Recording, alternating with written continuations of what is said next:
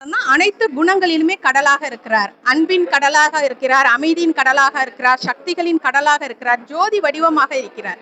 அவர் மட்டும் எப்படி அப்படி குணங்கள்ல கடலா இருக்கிறாருன்னா, அவர் பிறப்பு இறப்புன்ற சக்கரத்துல வரல. நாம பிறப்பு இறப்புன்ற சக்கரத்துல வரும். ஒரு செல்போனை பயன்படுத்த தானே சக்திகள் குறையும். அது மாதிரி நம்ம டிஸ்சார்ஜ் பேட்டரியா வந்துட்டோம்.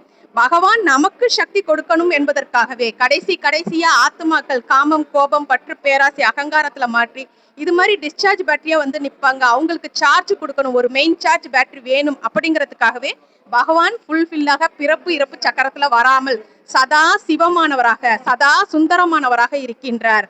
அவர் ஜோதி வடிவமா தான் இருக்கிறார் அப்படின்ட்டு அனைத்து மதங்களாலுமே ஏற்றுக்கொள்ளப்பட்டிருக்கு.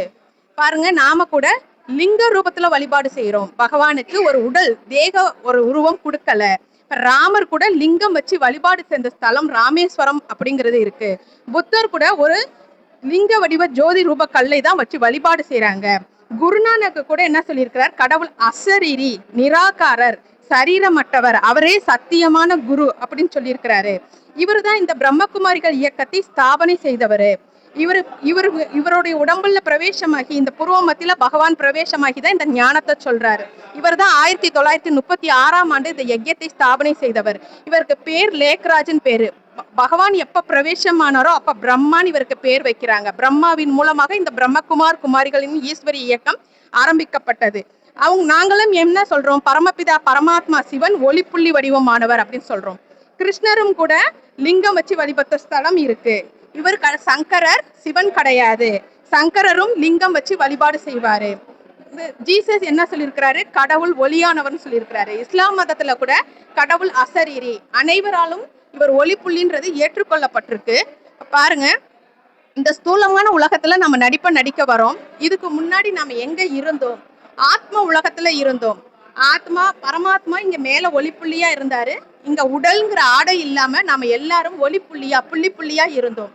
இங்க இருந்துதான் இந்த உலகத்துக்கு நடிக்க வந்தோம். இதுக்கு பேர் ஆத்ம உலகம், பரந்தாமம், சாந்தி தாமம், மூலவதம், இப்படியெல்லாம் இதற்கு பேர் உண்டு. இப்ப பாருங்க, இறந்தவங்க வீட்டுல விளக்கு வைப்பாங்க. எதுக்கு வைக்கிறாங்கன்னா ஆத்மாவுக்கு வழி தெரியணும், இந்த வழி தெரியணும். எப்படி விளக்கு வச்சா வழி தெரியாது? நான் ஆத்மான்னு புரிஞ்சு பரமாத்மாவை நினைவு செஞ்சா இந்த ஆத்ம உலகத்துக்கு வர முடியும். இதுதான் நம்மளுடைய உண்மையான வீடு. இப்ப இந்த இடத்துக்கு நம்ம வரணும் அப்படின்னா நம்ம புரிஞ்சுக்கணும், ஆத்மான்னு உணர்ந்து பரமாத்மாவை நினைவு செய்யணும். அடுத்தது, சிவன் கோயில்ல பாத்தீங்கன்னா நந்தி காட்டியிருப்பாங்க. ஒரு நந்தி உடம்புல வந்து பேசுனா நமக்கு புரியுங்களா? நந்தி பேசுமா? இது ஒரு மூட நம்பிக்கை தானே இல்லையா? ஒரு மனிதருடைய உடல்ல வந்து பேசினாதானே நமக்கு புரியும். அப்ப இவருடைய உடல்ல தான் பகவான் பிரவேசம் பண்ணி இந்த ஞானத்தை சொல்றாரு. நீங்க அழியக்கூடிய உடல் கிடையாது, அழிவற்ற ஆத்மா அப்படின்ற ஆத்ம ஞானத்தை கொடுக்கின்றார்.